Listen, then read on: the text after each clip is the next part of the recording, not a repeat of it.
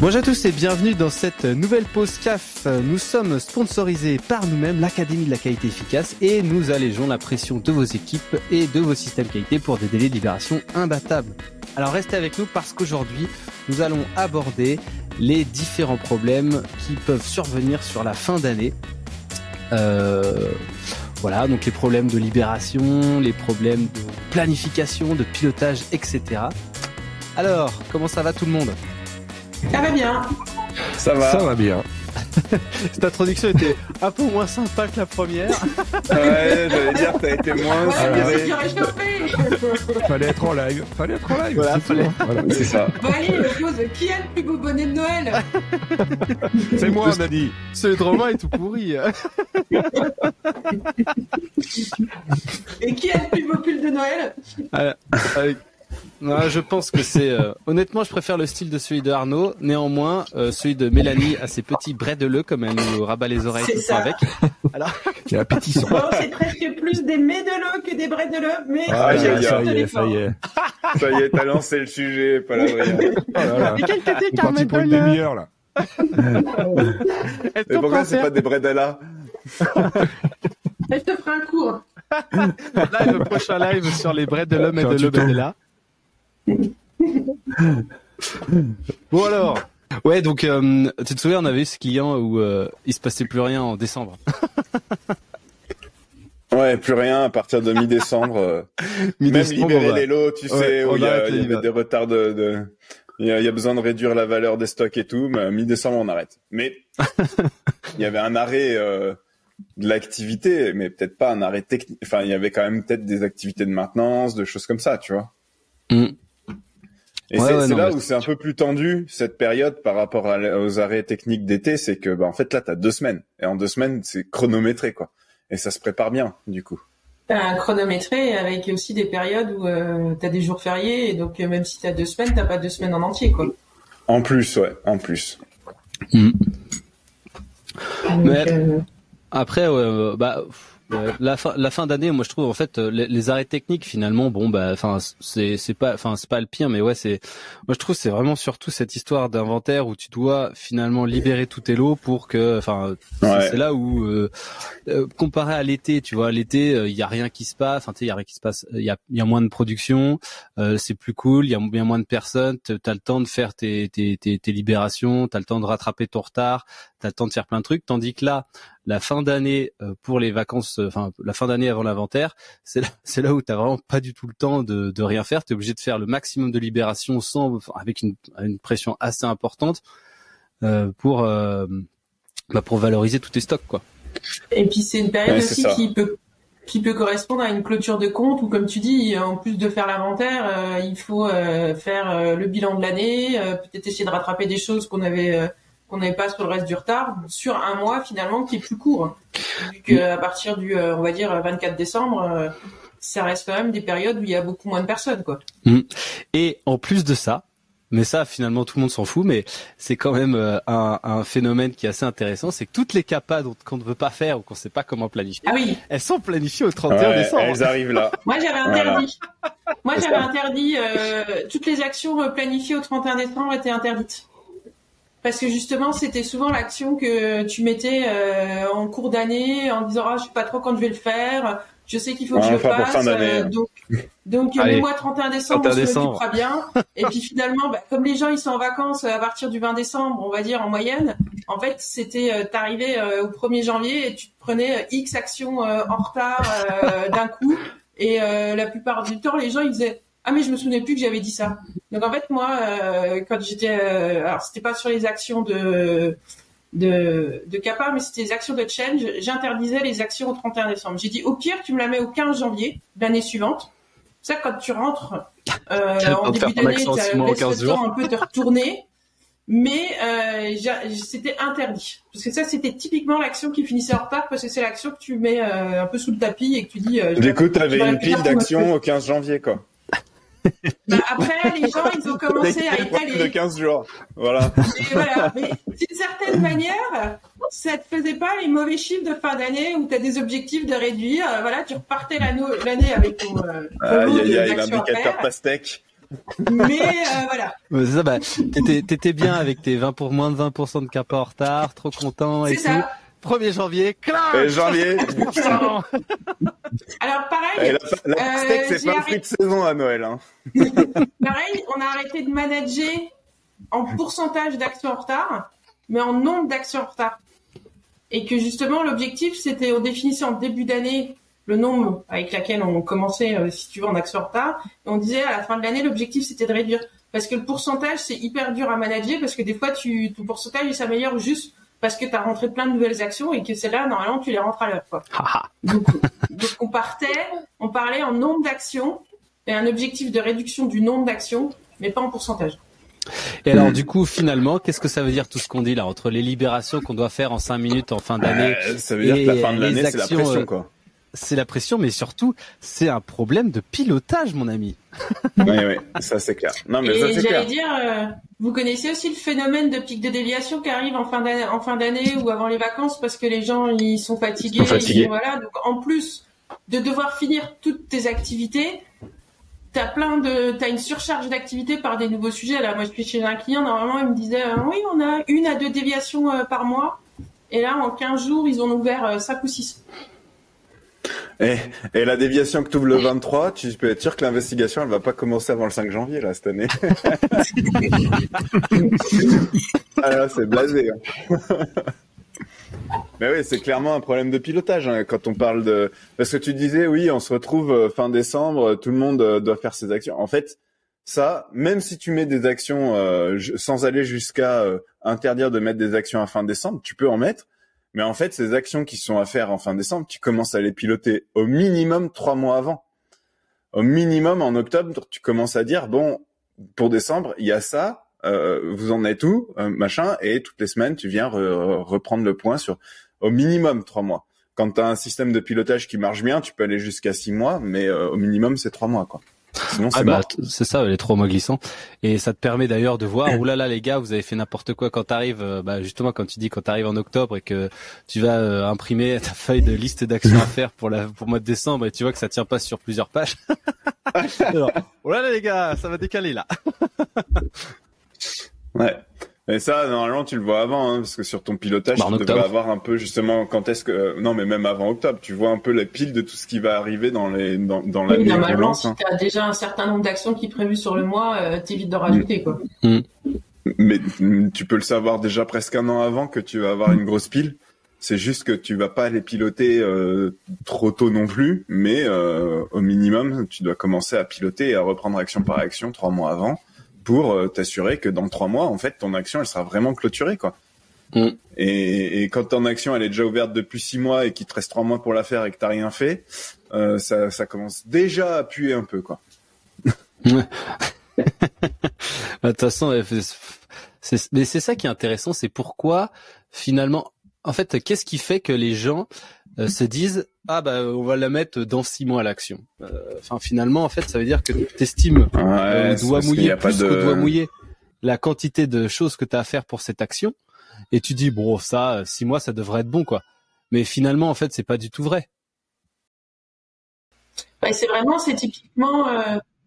C'est typiquement l'action que t'as pas planifiée, que t'as pas posé la question de qu'est-ce que tu dois faire, combien de temps tu as besoin vraiment de travail effectif pour la mettre en place, comment tu vas l'articuler avec le reste, et tu dis juste ouais je sais que j'ai ça à faire, mais on verra plus tard quoi. Et alors... Mais après tu devrais pour prendre la date de fin d'une action, tu devrais évaluer la charge que ça peut représenter ton action, et derrière tu dois aussi regarder par rapport à ta capacité et donc par rapport aux actions qui sont déjà dans ton portefeuille d'actions à réaliser. Et ça, c'est jamais fait, hein. Non, mais c'est rarement fait. Mais tu vois quand par contre, prenons par exemple l'exemple d'une action qui est dans 3 mois. Ce fait, c'est que tu vois, t'arrives pendant ton pilotage, tu fais vas-y, Roger, t'as ça à faire dans 3 mois. C'est bon, t'as commencé. Ouais, c'est bon, t'as commencé. Mais t'as commencé quoi? Et du coup, voilà, exactement. Non mais c'est ça. Tu veux pas te contenter de la question. T'as commencé quoi? Qu'est-ce que t'as déjà fait? L'intitulé. Et qu'est-ce que tu vas faire après? Ouais, c'est première chose en général. C'est j'ai fait une réunion avec Micheline et puis on a commencé à se coordonner pour voir la commande du machin. là c'est très bien. Et là c'est ça que tu peux noter sur ton truc. Mais finalement en fait cette petite division que tu vas faire semaine après semaine dans ton pilotage, en fait tu devrais théoriquement quand tu ouvres la capa te dire d'abord il faut faire ça puis ça puis ça puis ça puis ça puis ça. Et finalement en fait le pilotage ça pallie entre parenthèses à cette division de cette énorme action en plein de petites actions atteignables semaine après semaine. Mais ça pallie, je sais pas si on peut dire pallier parce que en vrai personne le ferait autrement. Et même si on disait découpez vos actions machin, personne va le faire. Et même si tu le découpes, personne va suivre. J'étais en train justement d'y penser, de réfléchir en pensant. Tu vois, tu pourrais dire combien d'actions de une semaine ce truc-là va prendre. Enfin, combien de petites actions ça va prendre. Et tu pourrais essayer de dire. Mais le truc aussi, c'est que t'en sais rien en vrai. Quand t'es face au truc, tu fais la première réunion pour voir un peu, pour sous-peser le problème quand t'es face au délai, quoi. Puis là, tu dis, ça va être long, ça. Et c'est là où ça devient intéressant parce que là, on parle de pilotage, mais du coup, alors on s'arrête beaucoup sur les CAPA, on parlera un peu des lots après, mais du coup, ça veut dire que dès la définition de ta CAPA, t'as mal défini le truc, quoi, parce que tu devrais quand même te poser ces questions-là avant même d'avoir clôturé la déviation, en fait. Et c'est là où moi je dis, dans tes délais de déviation, tu devrais avoir au minimum 30% de ton temps dédié à structurer, définir ta CAPA. Alors que, en règle générale, c'est fait dans les 10 minutes à la fin de l'investigation. Moi, j'étais souvent, quand je clôturais une dev, j'allais souvent revoir les opérationnels en disant, mais t'es sûr que tu vas mettre ce délai-là? Et souvent, moi, je leur rallongeais leur délai de 15 jours, un mois, quand ça restait raisonnable. Parce que finalement, souvent, pareil, ils disent, mais moi ça le mois prochain. Et puis j'allais le voir, je fais, ouais, mais ça fait 5 actions que tu t'es mis au mois prochain, t'es sûr que tu arriveras à toutes les faire? Et en fait, ils ont pas ce réflexe-là, comme tu dis, de se poser la question de qu'est-ce que j'ai à faire? Qu'est-ce que j'ai à faire pour finir cette action? Qu'est-ce que j'aurais à faire d'autre en même temps, le même mois, par rapport à mes activités? Et que finalement, cette question de charge réelle pour faire l'action par rapport aussi à la charge et à tout ce qui est prévu, en fait, cette question, elle est très rarement posée et c'est une des raisons pourquoi tu as des actions qui finissent tellement en backlog, quoi. C'est juste, oui, mets-le-moi dans un mois. T'es sûr, quoi, il te faut pas plus, quoi. Et souvent, moi, je sais que je leur rallongeais le délai parce que j'ai dit, je préfère que je te mette un délai d'1 mois et demi. Si tu me dis que tu le fais dans un mois, ok, c'est super, on l'aura fini plus tôt, plutôt que tu mettes 1 mois et 1 semaine et qu'on passe par une étape de backlog, quoi, qui donne pas forcément une bonne image, quoi. Mais faut pas leur dire parce que du coup là ça fait syndrome de l'étudiant direct. Hein. Ah c'est bon, elle m'a mis un mois de plus, je peux commencer un mois plus tard. Ouais. Non mais après voilà, moi ce que je voulais dire vraiment c'est que finalement dans la méthode d'investigation, la partie recherche de cause ne s'arrête pas à un moment où tu as identifié ta cause, elle s'arrête au moment où tu as défini ta CAPA. Et du coup, même nous, aujourd'hui, moi je suis en train de réfléchir à un outil un peu plus structuré pour bien définir les CAPA, mais ça prend du temps en fait. Et ce temps-là, personne ne le prend. Et même quand on fait une bonne investigation, en fait, on craque à 2 mètres du bol de sangria ou à 2 mètres du bol de vin chaud en l'occurrence, parce que hop, il faut clôturer. Ok, bon, la CAPA, allez, hop, on met ça et voilà. Et on prend pas le temps. Putain, c'est fou parce qu'on en parlait dans le dernier podcast sur l'amélioration continue. En fait, on met plein d'efforts jusqu'à identifier la cause, mais on prend pas le temps de chercher la bonne action pour résoudre cette cause. Mais pourtant, c'est marrant parce qu'on fait un problème. Les change control. Dans les change control, tu vois, en général, ça c'est un peu plus, quand c'est bien fait. Mais parce que pour ouvrir ton change control, t'as pas la pression des 30 jours d'une déviation. Et de la libération, etc., etc. Mais t'as aussi le fait que le change control c'est un processus à part entière dans le sens où tu l'ouvres pour définir les actions en fait. Oui, puis change control, t'as aussi une gestion de projet derrière où tu vas dire je vais être prêt à telle date, donc la qualif elle met combien de temps, mes mises à jour de procédure ça va mettre combien de temps, et qu'en fait t'as un planning associé pour gérer l'ensemble de ton projet. Soit parce que t'es en mode gestion de projet et t'as ton planning. Et soit parce que justement à un moment tu vas le faire en disant j'ai besoin d'enchaîner l'action A puis après l'action B et l'action C et tu t'assures que l'enchaînement il se passe correctement. Et finalement quand on dit le change control tu l'ouvres pour définir tes actions, les déviations c'est pareil. T'ouvres une déviation pour définir tes actions, pour sauvegarder ton lot et pouvoir avoir les bonnes actions pour le mettre sur le marché sans problème et émettre les bonnes actions pour éviter que le problème revienne. Donc t'ouvres une déviation pour définir des actions. Ouais, ça c'est vrai. Parce qu'on le répétera jamais assez. De toute façon, si tu fais pas tes capas derrière ta déviation, c'est comme si tu balançais tout ton travail d'investigation à la poubelle. Enfin bon, il y a quand même la gestion de l'impact, mais tout ton travail d'investigation en tout cas. Sinon, tu limites tes déviations à la gestion de l'impact et tu fais plus de recherche. Il y a une remarque, un commentaire de Ludivine sur le chat qui dit perso, j'aimais beaucoup quand la Q me mettait un CAPA action en définissant l'action elle-même, le délai à ma place. Donc forcément là, il n'y a pas la question de la complexité de l'action, du temps pour la réaliser. C'est la Q. C'est clair. Quelqu'un qui décide sans consulter et qui fixe des délais sans se poser la question de ce qu'il y a à faire pour pouvoir compléter l'action. 31 décembre 2012.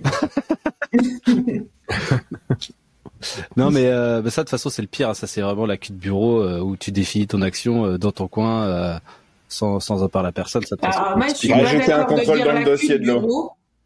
Je suis pas d'accord parce que moi j'avais aussi des investigateurs qui étaient pas à la queue et qui définissaient des délais sans consulter la personne concernée. Hein. Oui mais c'est le terme générique, c'est 2 bureaux quoi. Si tu veux c'est n'importe quel poste, 2 bureaux.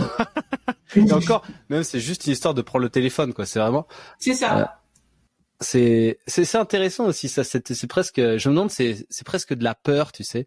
Où t'as peur de te dire oh là là qu'est-ce qu'il va me dire, il va se battre contre ma décision de vouloir mettre ça, du coup je l'appelle pas, je le mets dans le système comme ça c'est réglé. Est-ce que comme ça il aura pas le choix, il sera obligé de le faire. Ouais c'est surtout qu'il le fera pas. Mais c'est ce que disait Arnaud en fait, c'est que la définition des actions c'est tout aussi important que trouver la cause, parce que finalement si tu trouves ta cause mais que tu mets pas une capa pertinente ou que la personne elle est pas consultée et que soit elle considère que c'est pas ça qu'il faut faire ou elle va décider que comme on lui a imposé, elle va mettre plus de temps pour le faire, on n'est pas gagnant quoi. C'est clair. Donc on en arrive à dire que le problème de fin d'année sur les CAPA est lié à la méthode d'investigation des déviations. Wouh. Ces gens-là ne pensent qu'à une seule chose. Ouais. Aïe aïe aïe. Et alors sur la libération des lots? La libération des lots, de toute façon, c'est toujours là pour le coup, c'est typiquement aussi un problème de pilotage et de charge capacité quoi. Si tous les mois, tu sais combien tu dois... c'est lié au phénomène de fin de mois, tu sais, cette fameuse vague où à la fin du mois, t'as plein de choses à libérer. Première semaine du mois, tout le monde est fatigué, du coup ça libère un peu moins, on commence à se reposer. Deuxième semaine, on commence à se dire bon là ça reprend un peu. Troisième semaine, oulala, ça commence à augmenter. Quatrième semaine, faut libérer, et hop, ça reprend. Sauf que là, comme t'es en fin d'année, t'as un phénomène de fin de mois x12. Et puis t'as pas la 4e semaine.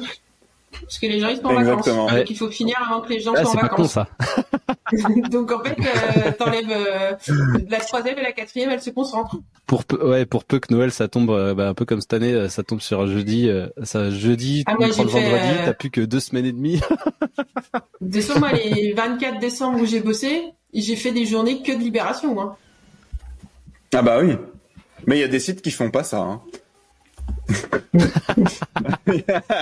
Il y a des sites, ils ont des grosses pressions pour la libération, mais 2 semaines avant, on arrête quand même.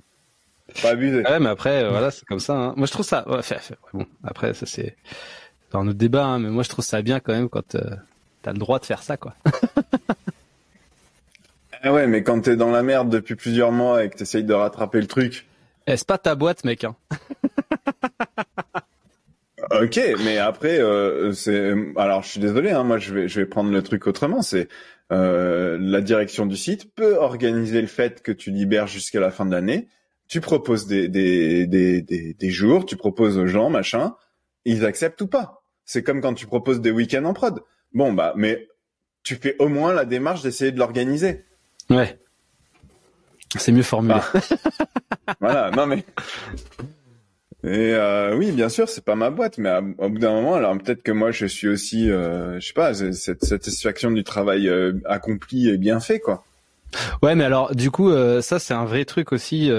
C'est ça qui te pousse finalement après à partir à 20h30, 21h, et puis du coup, tu finis par craquer, et puis après, bah t'es plus là parce que bah t'es plus là quoi. Et donc ton retard, c'est pas en restant plus longtemps et en faisant plus que bah t'arranges les choses quoi. C'est plutôt en organisant mieux, en trouvant justement les pilotant mieux, en travaillant dessus, en pilotant mieux et finalement en essayant de partir tous les jours à l'heure. Que ça se passera mieux quoi. Et dans la longueur, on est sur un marathon, on n'est pas sur un sprint, et tous ceux qui sont en sprint depuis un an, ils sont morts quoi.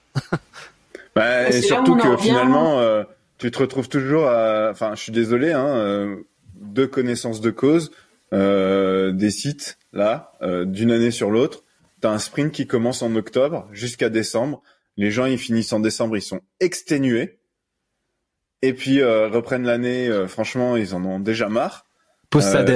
Et en fait, il y a rien qui est fait sur le pilotage. On continue à tirer pilotage par rapport aux priorités clients ou j'en sais rien.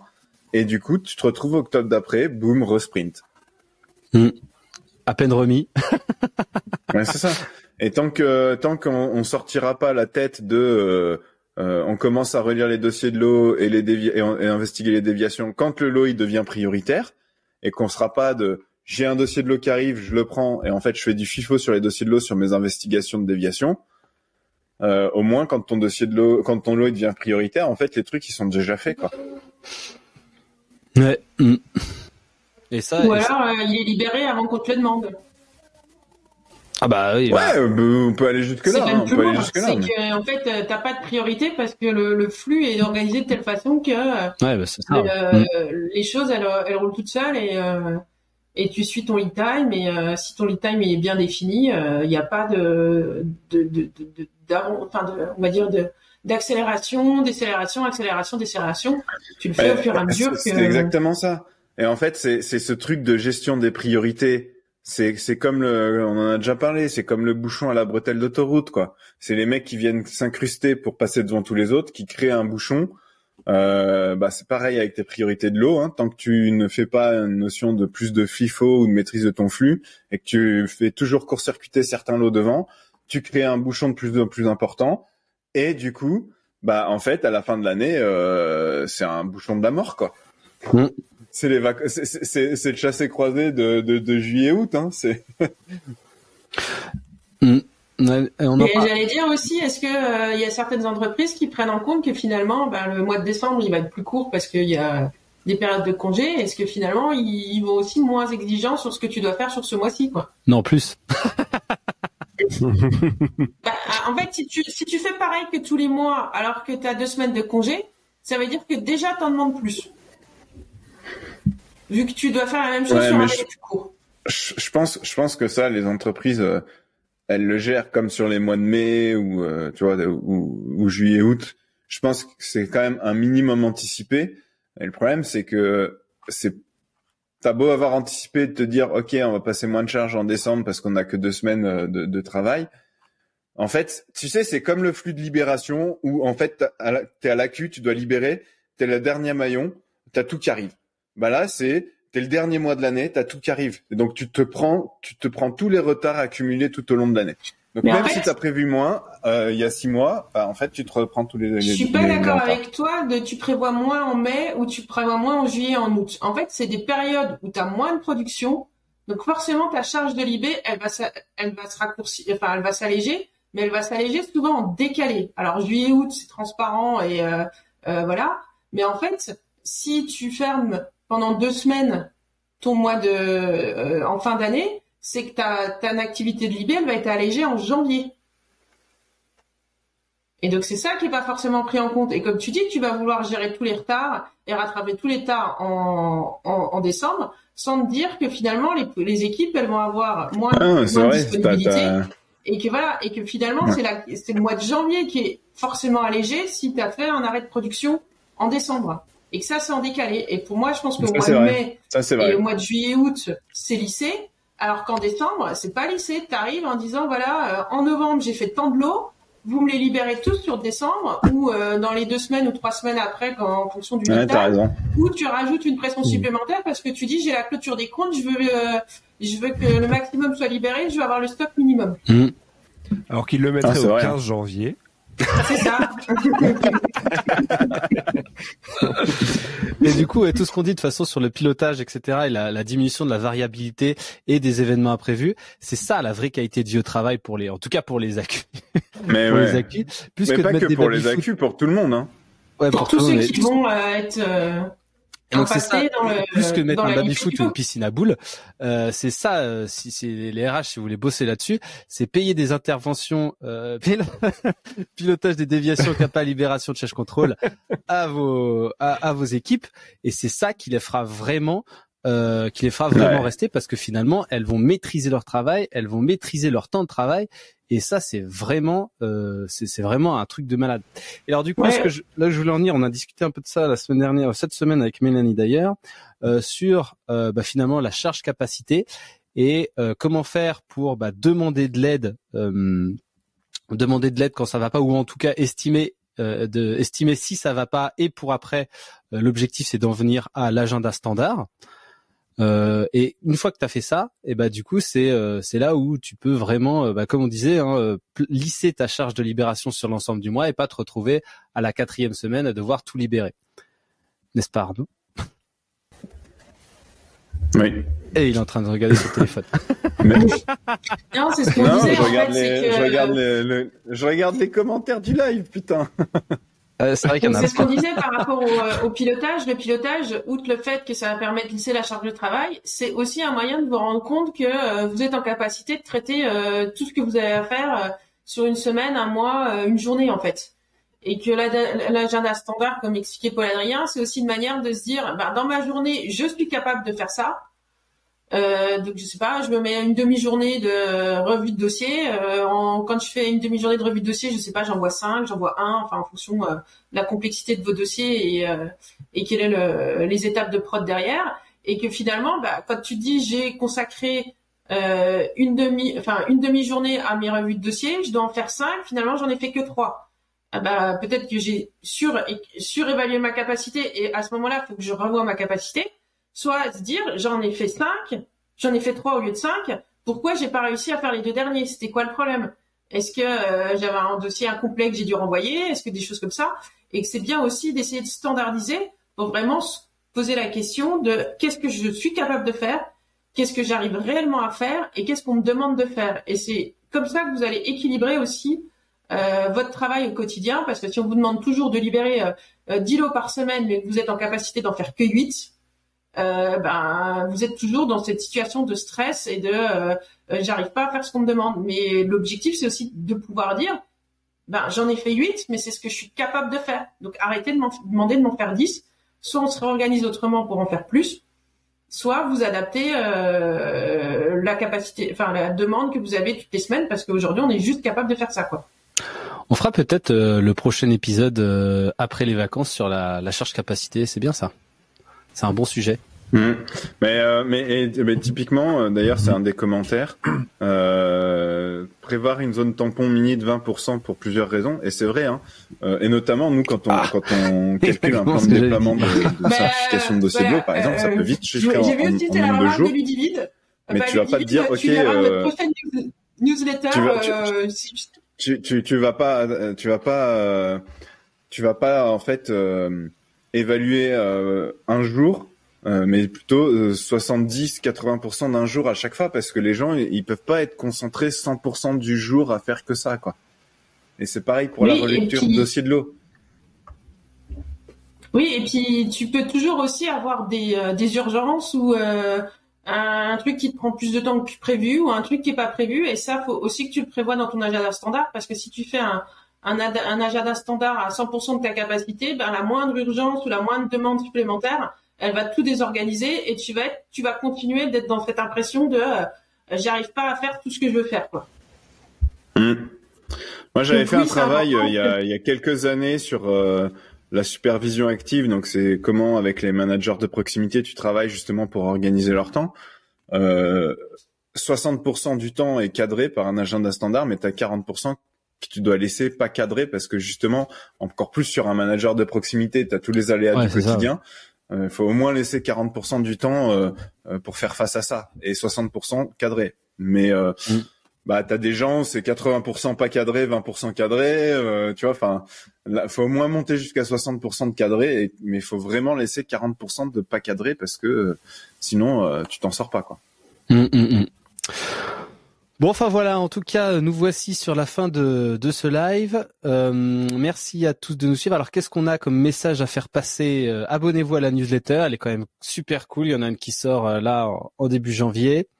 On a le recrutement qui est sur la fin là. On a quoi d'autre? On a toujours notre communauté. Hein, la communauté où avec le mot de passe Tentacool, vous pouvez avoir 6 mois gratuits. On va reprendre ça un petit peu en main encore une fois un peu plus pour organiser un peu plus de choses sur l'année prochaine. Et puis les formations en ligne. Si jamais vous voulez, si pour l'année prochaine vous voulez moderniser votre formation BPF en lui redonnant du sens, en réactualisant un peu tout ça, en mettant plus des... Ah bah tiens, voilà, elle est partout. Elle est sur tous les écrans. Elle est partout. Elle est sur tous les écrans. J'ai l'impression de faire un peu de téléachat, hein. Offrez à votre entreprise... Offrez à votre entreprise une nouvelle formation BPF interactive. Pareil, une formation BPF au long cours, c'est-à-dire continue pour tout le monde. Donc là, ça va être vraiment super intéressant. Donc n'hésitez pas à nous contacter pour avoir ça. Et puis sinon, écoutez, passez de bonnes fêtes. Et puis on se revoit. Bon courage pour cette fin d'année, quand même. Bon courage à tous. Après tout ce qu'on vient de dire. En fonction de si vous êtes en inventaire ou on vous a autorisé à prendre des vacances. Et à l'année prochaine, abonnez-vous aussi, hein, surtout abonnez-vous, c'est super important, c'est pour, c'est cool ça. Et allez, à bientôt. Laissez des commentaires aussi, hein, on est toujours intéressé de partager avec vous toutes nos discussions. Voilà. Carrément. Allez, bonne fin d'année et à bientôt pour un prochain épisode. Bonne fin d'année. Salut tout le monde.